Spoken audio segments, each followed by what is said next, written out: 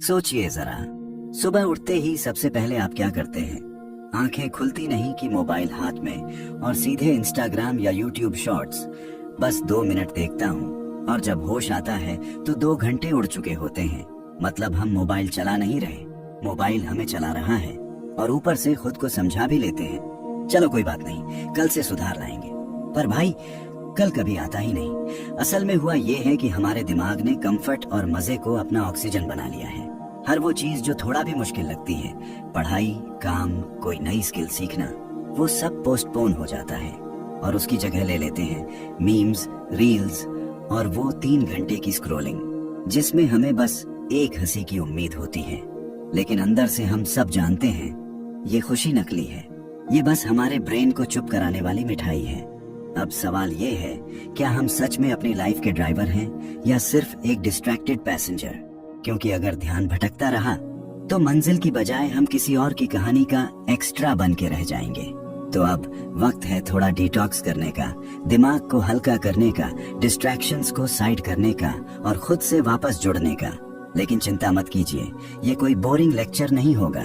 इसमें हंसी भी होगी, मजा भी, और कुछ ऐसे पल भी होंगे जहां आप सोच में पड़ जाएंगे, अरे यार ये तो मेरे साथ भी होता है। तो चलिए अब शुरू करते हैं एक नई journey. Chapter 1, the science of dopamine. देखो, सीधी सी बात है, तुम्हारा दिमाग एक छोटे बच्चे जैसा है जो हर शाइनी चीज पर लपक पड़ता है।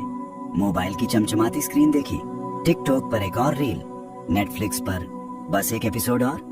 दिमाग बोले यस, यही तो चाहिए था।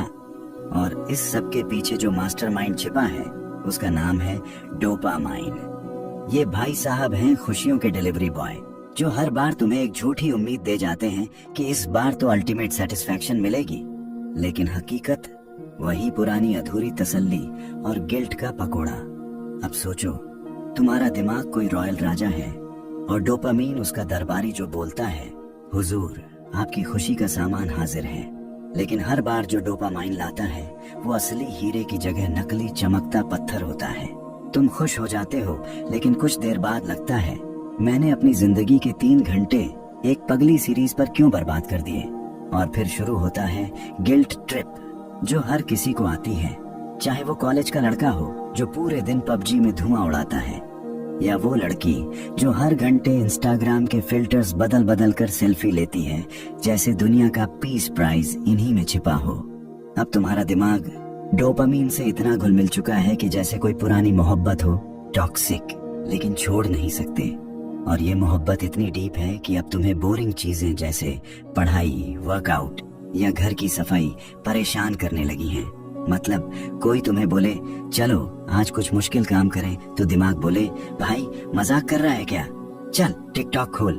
असल में दिक्कत यह नहीं है कि डोपामाइन बुरा है, दिक्कत यह है कि इसका ओवरडोज तुम्हारे मोटिवेशन का रथ लेकर चंपत हो जाता है और फिर जिंदगी एक चूहे दौड़ बन जाती है जिसमें तुम खुद ही पिंजरे में घूमते हो और समझते हो कि प्रगति कर रहे हो। अब सोचो, जब तुम्हें कोई बटर चिकन खाने को दे और साथ में बोले लेकिन स्मेल ही कर सकते हो, खाना नहीं, ऐसा ही कुछ डोपामाइन करता है। तुम खुश होने की तैयारी में होते हो, लेकिन असली खुशी देने से पहले डोपामाइन मुंह चिढ़ाकर चला जाता है और तुम हो बेसन के लड्डू की तरह इमोशनली क्रश्ड। और सबसे मजेदार बात, तुम्हारा दिमाग इतना कंफ्यूज हो जाता है डोपामीन के झोल से कि वो कड़ी मेहनत को ही बोरिंग मानने लगता है। जैसे किसी को सुबह उठकर नहाना लगे माउंट एवरेस्ट चढ़ने जैसा, और इंस्टाग्राम खोलना लगे जैसे ध्यान में बैठना। एक और रील, एक और रील। मतलब हालत ऐसी हो जाती है जैसे कोई बिना ब्रेक वाली लोकल ट्रेन हो जो डोपामाइन के स्टेशंस पर हर सेकंड रुकती है और प्रोडक्टिविटी को प्लेटफॉर्म पर छोड़कर आगे निकल जाती है। अब थोड़ा कल्पना करो, अगर डोपामीन तुम्हारा दोस्त होता तो वो वही टाइप का दोस्त होता जो बोले भाई पढ़ाई छोड़, चल बाहर चलते हैं, और फिर बाहर जाकर बोले चल एक स्मोक मारते हैं। और तुम्हारा जवाब होता भाई मेरी जिंदगी तू ही क्यों रुइन कर रहा है।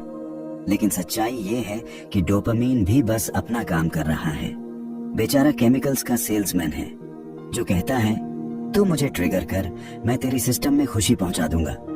अब तुम बार बार उसे यूजलेस चीजों से ट्रिगर करोगे तो बेचारा क्या करे, और जब तुम डोपामाइन की ये फैंसी कैंडीज खाते रहते हो तो तुम्हारा दिमाग असली चीजें जैसे प्रपोज, पेशेंट और रियल प्रोग्रेस को भूल जाता है। जैसे शादी में गोलगप्पा खाते खाते मेन कोर्स की याद ही नहीं रहती। पर कहानी यहीं खत्म नहीं होती। असली ट्विस्ट तब आता है जब तुम सोचते हो अब बहुत हो गया, डिटॉक्स करना पड़ेगा, और फिर तुम मोबाइल बंद करते हो, नेटफ्लिक्स लॉग आउट करते हो और सोचते हो अब मैं साधु बनूंगा। लेकिन तभी दिमाग धीरे से कान में फुसफुसाता है, भाई बस 10 मिनट इंस्टाग्राम देख लेते हैं, फिर डिटॉक्स पक्का। यही है डोपामाइन का जादू। जब तक तुम इसे पहचानते नहीं, ये तुम्हें पपेट्स की तरह नचाता रहेगा बिना धागे के। और सबसे बड़ा स्कैम ये होता है कि जितना ज्यादा डोपामाइन ट्रिगर करते हो उतना ही तुम्हें उसकी नीड बढ़ती जाती है। जैसे वो दोस्त जो पहले चाय पर भी आ जाता था, अब बिना पिज्जा और मोजीटो के मिलने नहीं आता।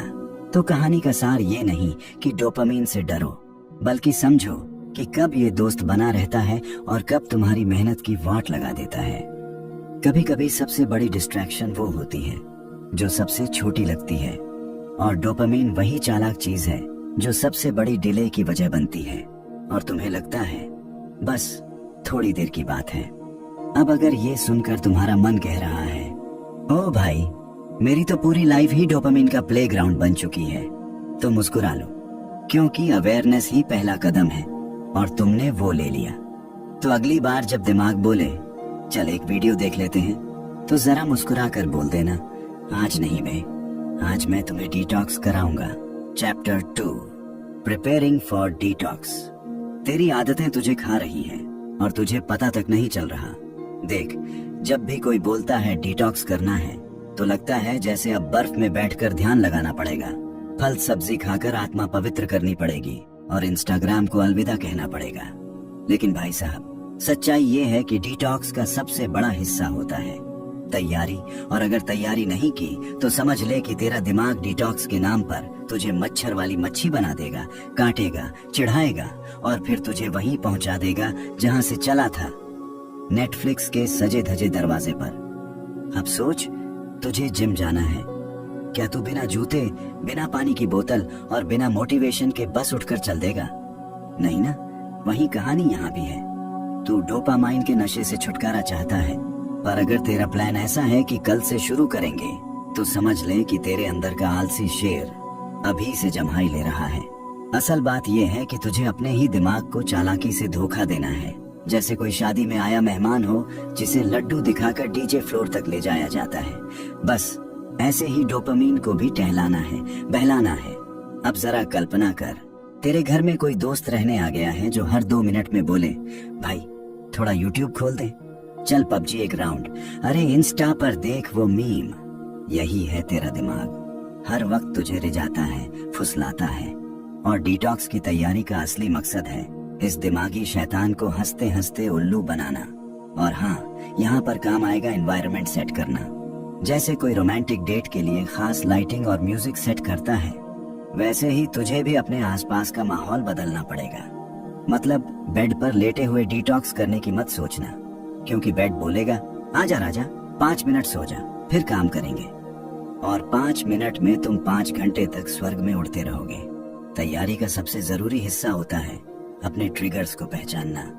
अब ये कोई ट्रिगर मतलब गोली नहीं है, ये वो चोर हैं जो तुझे तुच्छ इच्छाओं की गली में ले जाते हैं। जैसे बोर्डम, कुछ कर नहीं रहा, चल यूट्यूब खोलते हैं, या स्ट्रेस, बॉस ने डांटा, चल चॉकलेट खा लेते हैं। हर इमोशन का एक शॉर्टकट होता है और वो शॉर्टकट है डोपामाइन। लेकिन डिटॉक्स का रास्ता सीधा नहीं, वो है उल्टा पुल्टा लेकिन रिवॉर्डिंग। अब इस सफर में एक और मजेदार किरदार है, तू खुद। डिटॉक्स की शुरुआत तुझसे होती है, तेरे डिसीजन से, तेरी ऑनेस्टी से। और सच बता, अगर तू अभी भी ये सोच रहा है कि एक दिन में सब बदल जाएगा, तो भाई तुझे कोई बालाजी का सुपर पावर चाहिए, क्योंकि असली दुनिया में तो एक ऐप अनइंस्टॉल करते ही दूसरा डाउनलोड हो जाता है। और अब सबसे स्पाइसी बात, तू डिटॉक्स की तैयारी तब तक नहीं कर सकता जब तक तू अपने अंदर ये साफ साफ स्वीकार न करे कि तू एडिक्टेड है। सुनने में बुरा लग सकता है, पर ये ही वो मिरर है जिसमें झांक कर तुझे खुद की शक्ल पहचाननी पड़ेगी। और फिर उस शक्ल को थोड़ा थोड़ा बदलना होगा, न कि स्नैपचैट फिल्टर से, बल्कि हिम्मत और कंसिस्टेंसी से। एक बार जब तू अपनी ट्रिगर्स पहचान लेता है, डिस्ट्रैक्शन से नाता तोड़ने लगता है तो डोपामीन खुद ही बोलेगा, भाई ये तो सीरियस हो गया है, और वहीं से असली मजा शुरू होता है। अब जरा सोच, अगर तू ऐसा इंसान बन जाए जो बोरिंग काम भी खुशी से कर ले, जैसे जले हुए टोस्ट को खाकर भी मुस्कुरा दे, तो तुझे कोई रोक नहीं सकता। और अगर अब भी दिल में एक आवाज आ रही है, थोड़ा मुश्किल तो है यार, तो उसे जवाब दे, हाँ मुश्किल है लेकिन इम्पॉसिबल नहीं। और मैं वो बंदा या लड़की हूँ जो इम्पॉसिबल को पॉसिबल बना देता या देती है, आराम से, बिना फिल्टर्स के। तो चल, डिटॉक्स की दुनिया में छलांग लगाने से पहले तमीज से जूते पहन, पानी भर, डिस्ट्रैक्शंस को बाय बोल, और उस वक्त के लिए तैयार हो जा जब तेरा दिमाग बोलेगा, भाई बोर्डम हो रहा है, और तू मुस्कुरा कर बोलेगा, तो हो, पर मैं तो मजे में हूँ। Chapter 3, 7 day detox plan. कहानी शुरू होती है उस दिन से जब तेरा दिमाग तुझसे एक सीधा सवाल करता है, भाई क्या तू हिम्मत वाला है? और तू जो अभी तक रात 2 बजे तक रील्स स्क्रॉल कर रहा था, चिप की खाली थैली को तकिए बना चुका था, और दिन भर कल से पक्का शुरुआत करेंगे वाला डायलॉग मारता रहा है, अब अचानक सीरियस होने का नाटक कर रहा है। लेकिन चलो मान लेते हैं कि तू वाकई में डिटॉक्स करना चाहता है। अब दिक्कत ये है कि तेरा दिमाग कोई सीधा साधा बच्चा नहीं है जिसे बोल दोगे आज से डिसिप्लिन और वो बोलेगा जी मम्मी। नहीं, ये वो बोरवेल में गिरा शेर है जिसे बाहर निकालने के लिए जुगाड़, जज्बा और जलेबी जैसी चालाकी चाहिए। तो अब खेल शुरू होता है एक ऐसे प्लान से जो 7 दिन का है, सुनने में छोटा लेकिन अंदर से ऐसा टेढ़ा जैसे सोमवार की सुबह या माँ के हाथ का गरम पराठा छोड़ने की कसम। डे 1 का नशा ही अलग होता है। तू अपने आप से कसम खाता है, आज नहीं देखूंगा इंस्टा, आज नहीं चलाऊंगा नेटफ्लिक्स, आज सिर्फ काम।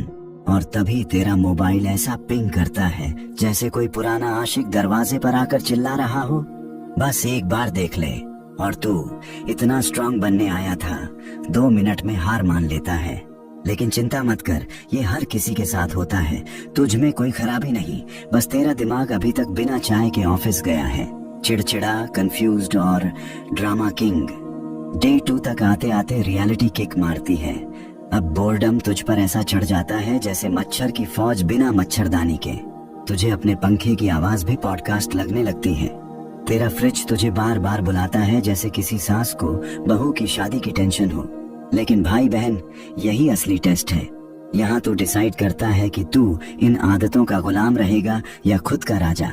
डे 3 पर आते ही तेरे अंदर का फिलोसोफर जागता है। अब तू लाइफ के बारे में सोचता है, मैं कौन हूँ, मैं क्या कर रहा हूँ, और क्यों मैं अब तक जंबी मोड में जी रहा था। और सबसे डरावनी बात, तू खुद से बातें करने लगता है, घबराना मत, ये डिटॉक्स का असर है। तू असल में अपने दिमाग से मिलने लगा है, जो पिछले कई सालों से बैकग्राउंड में पबजी खेल रहा था। अब दिन 4 और 5 ये वो दिन होते हैं जब तू थोड़ा संभलने लगता है। तुझे वो मजा आता है जो कभी तूने व्हाट्सएप बंद करने में नहीं पाया। अब किताबें इंटरेस्टिंग लगने लगती हैं, असली कॉन्वर्सेशंस में चार्म दिखने लगता है, और एक खाली कमरा भी शांति का मंदिर लगने लगता है। डे 6 पर आकर तेरा दिमाग थोड़ा धोखा देने की कोशिश करता है, चलो एक रिवॉर्ड तो बनता है यार। लेकिन नहीं, यही वो मोड़ है जहाँ तू खुद को मूवी का हीरो समझता है, जो टेम्पटेशन को थप्पड़ मारकर बोलता है नॉट टुडे सेटन। और फिर आता है डे 7, जहाँ तू वो इंसान बन चुका होता है जो डिस्ट्रैक्शन से नफरत नहीं करता बल्कि उस पर राज करता है। तेरा माइंड अब पालतू कुत्ते की तरह आदेश मानने लगता है, बैठ, काम कर, सो जा। सच कहूँ तो ये 7 दिन ऐसे होते हैं जैसे लाइफ का बूट कैंप। इसमें पेन भी है, पैनिक भी, पर सबसे बड़ी चीज पुनर्जन्म है। और नहीं, ये कोई धार्मिक बात